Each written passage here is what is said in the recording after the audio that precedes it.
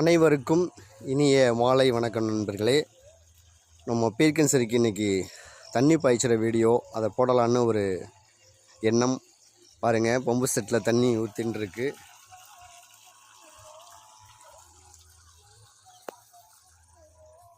இந்த மாலை பொழுதில் எப்படி பீக்கன் பூவெல்லாம் எப்படி பூத்துருக்குன்னு பாருங்கள். இப்போ நம்ம 40 நாளுக்கு அப்புறம் வீடியோ போடுறோம்.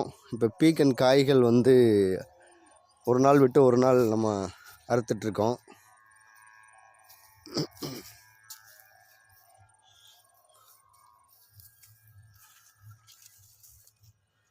காய்கள் இங்கே இன்னும் நிறைய காய்கள்.